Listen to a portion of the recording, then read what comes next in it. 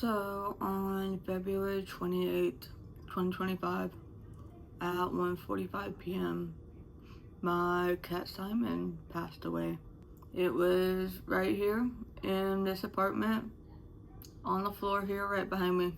He went peacefully. I hope he went peacefully.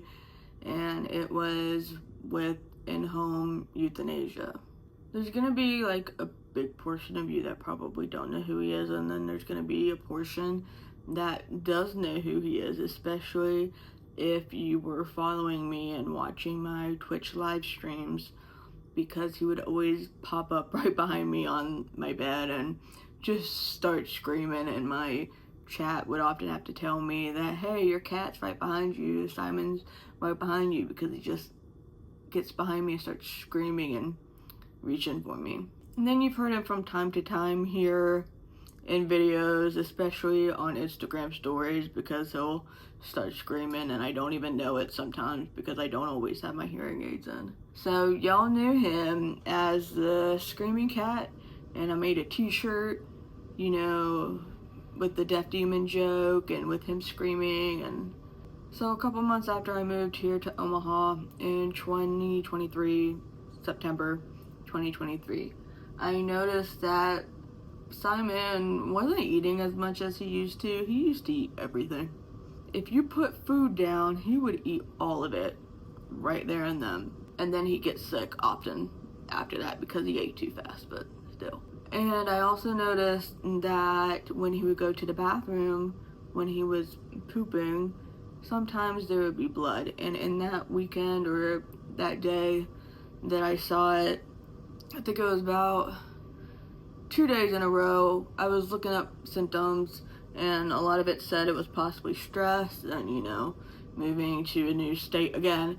And Zane, being the bully that he is, I thought, okay, maybe he's just stressed because Zane's being a bully. But then, you know, I went to the vet. Obviously, you need to go to the vet when something like that happens. So, went to the vet, got blood work done, and they told me that he had stage 2 kidney disease. And, you know, it's chronic. It wasn't acute kidney disease, it was chronic kidney disease. So when it's chronic kidney disease, there's no cure. You can manage the symptoms as much as you can with diet, fluids, some pain medicine, because he also had arthritis. But it is what it is. You can't go backwards. You can only just hope. I did try to kidney diet for it, and he wouldn't eat it. He ate it for about 2 days, and then he said, never again. So he was then officially on the give him whatever the hell he will eat diet, as long as it's not something that could kill him, like, you know, chocolate or garlic and those bad things, right? The vet even gave him dog treats, like the second appointment that he had after his diagnosis. So I came home with a bag of dog treats because he ate those. Then eventually he got sick of them. The thing about fluids was it was so hard to do it as often as I'd like, because I couldn't get them in by myself. Even with the help of somebody that has much more strength than me, that little tiny boy would go nuts. And a disabled person with chronic pain, but carpal tunnel syndrome and stuff, it was so difficult. So I'd have to go into the vet and pay them to do it, and it wasn't cheap, which is why I couldn't do it as often as I would have liked. But he was living a happy life. Once he got his checkup in September 2024, because he had dental surgery, he had to remove some teeth. They did blood work for that, of course, before that, and they said everything looked fine. It was raised, his levels were raised a little bit, but for the most part they were maintained pretty well. Of course, he was losing a little bit of weight. In September of last year, it was 7.7 pounds. A couple months later, in December, he was still 7.7 pounds. Come the beginning of February, when I noticed that he wasn't eating as much still, it was getting less and less, but also he was no longer jumping on the bed. And typically when that happens, I know that means we really need the salinity shot. So went to go do that, and typically he perks back up, but he wasn't perking back up. Or he was, but he just still wasn't jumping up on the bed. on his own. So he would ask me to help him. He would come up to the bed and get on his back paws and then, tap me and scream in my face. So for a couple weeks, I helped him out with that. And I also had to wait about a week to get him into the vet because we were snowed in and I can't drive.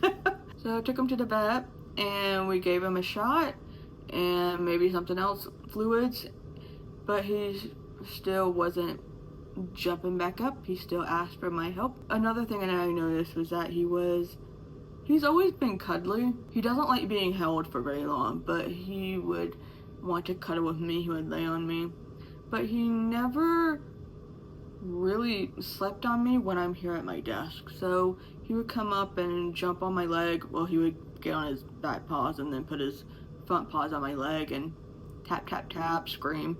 And I would hold him, and sometimes I'd hold him like a little baby. And he would fall asleep in my arms.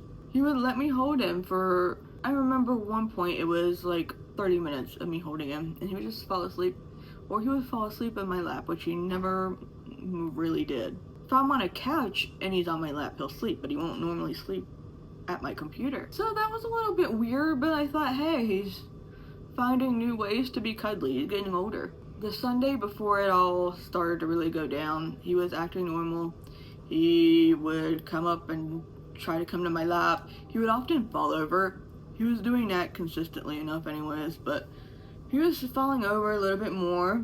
And then I woke up Sunday morning last week and he was on the floor. And when I got up out of bed, I saw him on the floor, but his back legs were not up. It looked like he was sitting down or like half laying down, and I thought that was really weird because that normally has never happened. They were just curved and on the floor, and that worried me. I tried to get him to stand up and he just fell back down. And when I fed him churu treats, which he loved, he was eating them just fine.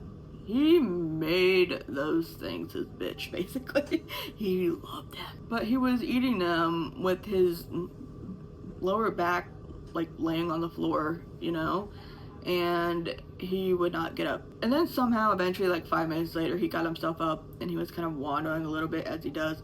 But then he would lean against the wall, this door here, in the bedroom, and then he just fell on the floor. He wouldn't try to go anywhere else. He wouldn't walk to the bed. He just stayed there.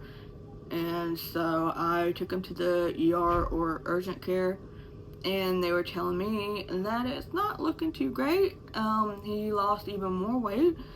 When I took him to the vet earlier, a couple weeks ago, when he was getting his shots, they told me that he was 7.3 pounds. So he went from 7.7 to 7.3, and they were like, is he eating? And I'm like, well, he's eating as much as he's been eating for the last year, right, since he got diagnosed. And they said, okay, well, keep an eye out on that. Then when we got to the ER, the urgent care, he had dropped down to 7 pounds, even 7 pounds. And I was trying to feed him a lot more treats, like so many treats. It was the only things that he would really eat fully. And I was spending so much money trying to just feed it all to him. But yeah, they said it wasn't really looking too good. They said they could do x-rays, they could do blood work. They gave him cold laser therapy, and I was supposed to give him another oral med and see if that helped him out any. The medicines, the procedures helped a little bit. He did end up starting to walk again, but it was really slow, and I noticed he was just pacing back and forth all the time. Wouldn't come to me to want to cuddle or any of that. They did tell me, if I wanted to consider the next step in it all, but I told them, I was like, I'm gonna wait until I can get to my regular vet. They also said I could do blood work and all of that because it would be cheaper at my regular vet. Like, it wasn't such an emergency, that we really had to worry about it so badly. So I waited until Tuesday because my vet doesn't work on Mondays. I took him in. My friend came with me. Because also another reason why I wanted to go to my regular vet, besides just the fact that she's the one who diagnosed him with kidney disease, she knows him. I understand her the most. The other vet techs from the ER, muffled sound, hearing aids were not working well with them. So I wanted to make sure I could make the most educated guess that I had.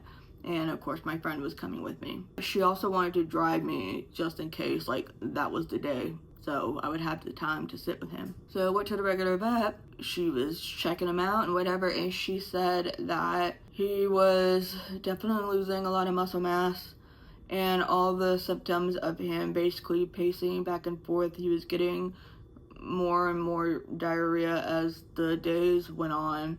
He normally is chipper at the vet and meowing and jumping off the tables and walking around screaming. He did not leave the table. He sat, or he laid on the table. Didn't want to move at all. So she noticed that there was a very big difference in behavior with him. Because if you've been following me, you know how Simon is. That cat would not shut up to the point that I got frustrated sometimes when I'm trying to work, and now that makes me feel bad. That makes me feel a little bad, yeah. And he lost even more weight. He was then 6.9 pounds, despite me shoving even more treats down his throat, aka he ate them himself. He would still eat those. I also gave him some freeze-dried tuna lollipop things. Loved them. She said, let's give him his fluids again, and it has a little potassium, because she said that he was having extremely low levels of potassium. So the arthritis was definitely acting up, and then the low potassium and whatever. And she said if he perks up, because also as he would walk, his head would be drooping down, and she said, you know, if he perks up a little bit, if he starts being more his normal self again, you could try giving him potassium supplements every day, twice a day. However, you need to look at his quality of life, because considering all that you said, he's not jumping up on the bed, he is no longer asking for help on the bed, if he's only literally just walking back and forth on the floor over and over, and he's just not his chipper self. You really have to think about it, because what you might have at the end of it all is maybe an extra few weeks, maybe a few months. And while that is nice, it's not nice if his quality of life isn't there, if he's just struggling and not doing what he did like to do. And one thing I knew was I didn't want to do the same thing that I did with Libby. If you've been around, you know Libby. And with Libby, I was in denial, because I had that cat since I was 12. So she was basically a childhood cat to me. And she was sick. She was very sick, and we were all in denial. And so I kept her around for my own selfishness, because I didn't want to see her go. You know, I wanted her to be around, and by the time I was like, yeah, this is too much, took her to the vet, and they said she would have passed away on her own in a few days.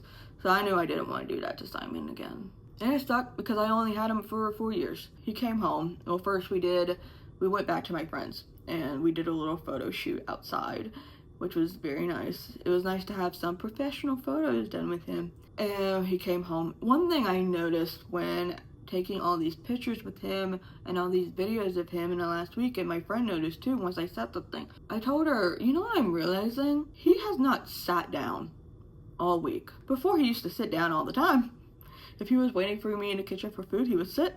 And I mean butt on the floor sit. But the past week, he wasn't sitting. He would be like squatting in a way. It was either he was standing up and couldn't get back down, and when he could get down, he took forever. He would take 5 minutes to get down on the floor, because he was ever so slowly in getting down, and then eventually he would give up and just fall to the floor.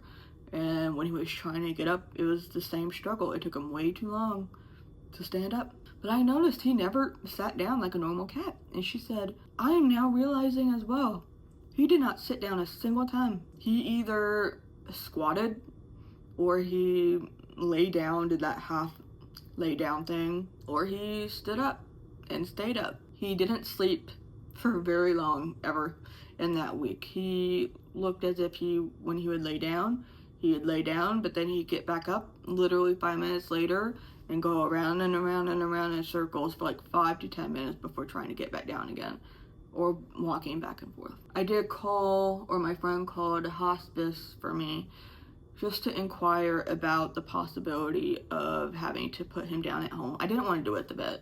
I wanted to do it here at home. So we looked into that. We did end up making an appointment for Friday. I wanted to wait a few days. I wanted to have a couple extra days with him and my friend who has been with him since day one, practically, of me moving here. I wanted him to be able to be here for him as well, because I know Simon would have preferred to have him here as well during that. So we made that appointment, and of course I was overthinking like hell. I was like, do I really want to do this? Like, what if he gets better? You know, obviously I was keeping an eye out on him in case all the medicine that he got did make him better. I was watching videos, I was talking to friends, and they all told me about how they had to make that decision.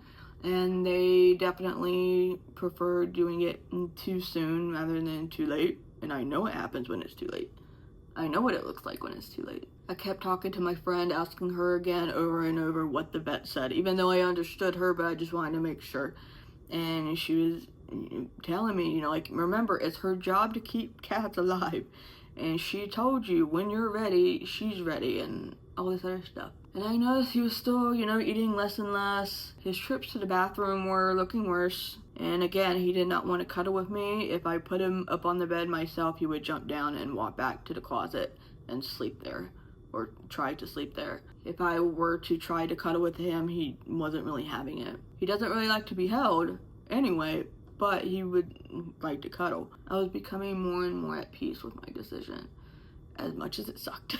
Occasionally he would meow. He would follow me to the kitchen to eat food, and the meows would just be more and more dull, for lack of a better word. It was much more quiet. And then the night before it was supposed to happen, I felt something on my leg, and it was Simon, who pulled himself up by his bootstraps and put his little paws on my leg, and he did a little crispy meow. I think he meowed a little bit. I'd have to go back to the video. I took a video of it, and then I started freaking out. I started crying, because I was like, this is the first time in a week that he did this. And I picked him up, cuddled with him a little bit, and then I told my friend, the one that I wanted to have with us during that time, and he said, go to bed, go cuddle with him. And I did get him out of bed for a little bit, but then of course he jumped off and went away. But then he came back, and he was doing his pacing back and forth, looking in the mirror confused, looking at me confused. And then he came to the bed, and I, you know, tapped him on the head a little bit, wanting to pet him. And then he looks at me, and then he pulled himself up on the bed, back on his paws, and slowly did another tapping thing. And I didn't have my hearing aids in, so I saw him meow, but I couldn't hear it. And I took a video, and I sent it to my friend, because I was flipping out. And she was telling me, oh my god, look at that!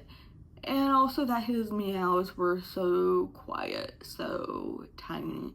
And that's when my head was going back and forth even more. I was overthinking all over again. I was like, what the hell am I doing? I need to cancel this appointment, this and that. And I was looking up on the internet, why is he doing this, you know? Because Libby never had that moment, I don't think, but he did. And I read about terminal lucidity or terminal valley, where they have that moment, and humans do too, where there's that moment where they're suddenly having this burst of energy, and they're doing a little bit of what they used to do, but then they go back to the bad again. And that is what happened.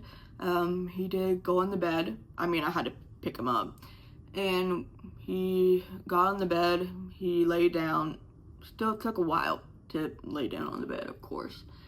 And I fell asleep, and when I woke up the next morning, he was on the floor. I also remember he was very cold when I got him on the bed and cuddled, and I put his blanket on him. He was very cold, and I was worried that when I woke up he was not going to be alive, but he was. But he was on the floor, and he went back to being confused, pacing around, quiet. The last 3 mornings I took him around. I got a pup cup, took him to the park, and he ate that happily.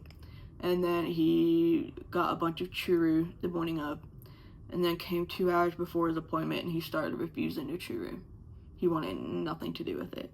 And I always knew that when that time comes, yeah. And my friend got here, we took some pictures outside. He really liked being outside. He never went outside much, but he went outside and we took some pictures, took some video. The vet got here, she explained everything to me. Then came the time where, you know, you have to give him the sedative so that he chills out, he's sleeping, so he doesn't feel anything when the final time comes. And oh, it took so long. It took so long because I kept looking, I kept holding him. And I just wanted to look at that little face, you know, while he was still awake. And then I so he could see me, and I don't know how long that was. Because I just didn't know when was the time. At some point, he's just, while I'm holding him, and he just does a little chirp at me. And it was a quiet chirp, it wasn't the screaming kind. And that's when I told myself, I was like, okay, I think that's him telling me that it's okay. Same like the night before when he was perking up a little bit, like telling me that it's okay. And obviously he doesn't want to suffer, and I don't want him to suffer, so. And finally, we started to give him the sedative. I had my friend hold him because Simon doesn't like needles. You know, my friend had the strength. He did not like that needle. He did shriek a little bit, and so we had to give it to him in 2 parts. The first half, and then hopefully he was gonna chill out enough. And then, you know, he got limp, he got tired, and then we gave him the second half, and he shrieked a little bit then too, and I was like, oh my god, what the hell am I doing? What am I doing? Like, can I rewind? I don't want to do this anymore. But I knew it had to happen. As much as I didn't want it to, talking with multiple vets, you know, because even she was noticing, like, he's just doesn't seem like a chipper, active cat, you know. I don't remember how long it took. I think I was probably with him on the blanket for like 5-10 minutes, I don't know. I just kept wanting to pet him, and I got to hold him. No, wait, it was me holding him, right? Yeah, it was me holding him before we put him back down on the blanket. So then once he got really limp, obviously, it's so different because when I was holding Libby, when she was sedated, I had that big towel on her. So it was different, but then I held him without the blanket. And so it was like, oh my god, you weren't kidding when you said that he was extremely limp. Yeah, I was just looking at him, I was kissing him a bunch and sniffing him, huffing him, you know, whatever. And then I looked at my friend, and, you know, he's crying too. And that's when he looked at me and he nodded like, it's time. We can't hold him here like this forever. And then we put him on the towel and we put his little toys. I have this, he had 2 of them. One of them's for Zane, and then there was the one that I asked them if we could cremate it with him, but they said no, but he could have it, you know, until the time that he has to go to the crematorium. Also put this on him too. I bought this the day I adopted him when I went to the store after to get some food on the way. He wanted really nothing to do with this ever, but he did that, took some pictures, some more pictures, and then I just looked at him as he was laying there. So that took even longer for me to say, okay, time to give him that final thing. And then I said okay, and he got the final shot, and took a minute, and there he was. That was it. I got some shavings. Got 2 of them. I'm gonna give one to my parents as well as another clay paw print. And you know, that's big for me considering how my home life was and why I really wanted to leave in the first place, but they loved him too, so. Here's some Polaroids, by the way. Should a paw print. It's not a clay paw print, this one. I'm not really sure what the material is, but that does not look like a freaking cat print. It looks like a freaking tiny bear. That is another Polaroid. I put that in there. Yeah, that was a very expensive procedure, by the way. But I did make a GoFundMe, and you all helped me even overfund it. And I got an additional clay paw print, like I said, from my parents. But the vet asked me if I wanted to do his nose as well, and I didn't know you could also do a nose print for the clay. And she said, they don't really tend to turn out that well, but it's an option. So I said, yeah, if I don't like it, I won't do it for Zane, you know? Zane's fine right now, by the way, just so you know, he's alive. But then I also ordered acrylic nose print and paw print because I want to get his nose print tattooed here. And I want to get his paw print tattooed on my leg where he would usually tend to get me when he was trying to climb on me. Because it was just a really special place for the last year and a half. Because he would always do that. When she told me that he was gone, I reacted better than I thought. I expected to be screaming and punching my friend and smashing things, but no. And she put him in a little basket, and then I had to say goodbye some more, and that sucked. And then we walked her out because I also had to go view an apartment right after. The timing was terrible. After we cried a little bit, and then we went to go view an apartment, and then we went to lunch, and my friend said, I'm gonna take you to the cat cafe. And at first I was like, I don't know if I really want to do that, but you know what, it helped a little bit. The downside is, you know, I wanted to see some happy, but the first cat I saw when I walked in was a 7-month-old black cat that looked like Simon. Simon and Tuesday the dwarf cat, if you know, on TikTok. Oh god, and his name was Smokey. And I was like, you've got to be kidding me right now, because I'm gonna be honest, I don't think I'm gonna get another cat right now. I think I need to focus on Zane, because this is now another time where he doesn't have his companion anymore, and now he's by himself, but also he has pancreatitis, or the beginning stages of it, and so I need to focus on him, because it was really hard trying to take care of 2 sick cats and know who's sick with what and all of that. I did get Zane to try to sniff Simon after it all, and he wasn't a fan.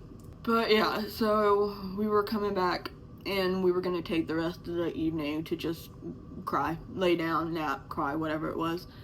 And it really didn't hit me until we were on the way back to mine that, oh, my cat's gone. And when I open that door, he's not gonna come screaming. He's not gonna wake up and scream for food within 30 seconds of me coming home. That's when it hit me. I got to my door, and before I opened it, I just started crying because I didn't want that reality. And then, well, I had to open the door and go inside, and yeah, that hit. So there was crying, and then we went to bed and held each other and cried, and even Zane, Zane tolerates my friend, but he does tend to hide and all of that when he comes over, and then he'll pop back out, but for the first time, he jumped up on the bed and came to cuddle up here while he was also here, which is not normal from him, so I think he knew. Friend left, Zane and I watched Gordon Ramsay shows, and then I went to bed, and he jumped into bed right as I was going to bed. He normally doesn't always follow me. And then he lay down right where Simon, or around where Simon tends to be. And part of me was like, that's so sweet. And the other part of me was like, how dare you? That's also been a very weird feeling of when he is on that spot. And then I'm like, but that's Simon's spot. And then when he's cuddling, and like, he doesn't let me cuddle him in the way that Simon let me cuddle him, where like if I want to hold him, then he gets upset and will bite me. So it's been a weird navigating of emotions in that regard. I love Zane, I do, but it's been a weird time. I still don't regret. I mean, I don't know if it's regret. It's just more of like, I wish I didn't have to do that. But I don't regret doing it because obviously I wouldn't want Simon to get worse, because he was declining even more. The closer D-Day was coming, the more that he was declining. So that happened on Friday. Today is Wednesday that I'm filming this, and the emotions come and go. It mostly really sucks when I come back home, because now I know that there's nobody that's gonna scream. Zane does run up to me when I come home, but he's not screaming. He's not very vocal. And when I go to bed, because there's no Simon to cuddle. And then there's no Simon screaming in my face for food. And then if I'm watching videos and stuff, I start to cry again. But I imagine that once I go to pick up his ashes, hopefully by the end of the week, and hopefully this snow clears because Nebraska is on one this week, then I will probably be a wreck all over again. And then again when I make the tattoo appointment, and I can hopefully save up some money to do that, because all these other bills are piling up at the same time. Again, I thank everyone who helped out with the euthanasia process, because why is that so expensive? Like, even if you take out all the memorial items, it is so expensive. So Zane seems to be doing okay as one can be. He's surprisingly eating more, although he was refusing one of the wet foods, even though he ate it yesterday, so maybe he's deciding today he doesn't like it. Eventually he does also need to go to the vet, because I wanted to get him checked out too. I wanted to get them both checked out at the same time. But the dying cat kind of took over. If you hire me for accessibility training and consulting, or subscribe to my websites for more content, that'll help me out, because now I need to get back into making movie reviews and other extra content. That's the whole story. I've been filming for 40 minutes now. I miss my boy. And I got all this fur, and I'm never gonna... Well, I guess I could touch it. Maybe I'll transfer it eventually to, like, something prettier. Thank you for listening. If you want the shirt that has his face on it, I will link it down below. I would have worn it, but it's dirty. So, again, thank you to everyone who contributed to the GoFundMe and my friends with their offline donations, too. I very much appreciate it more than you know. I'll see you in the next one, and hopefully, I don't know if it'll be a happier video considering what my content is, but yeah.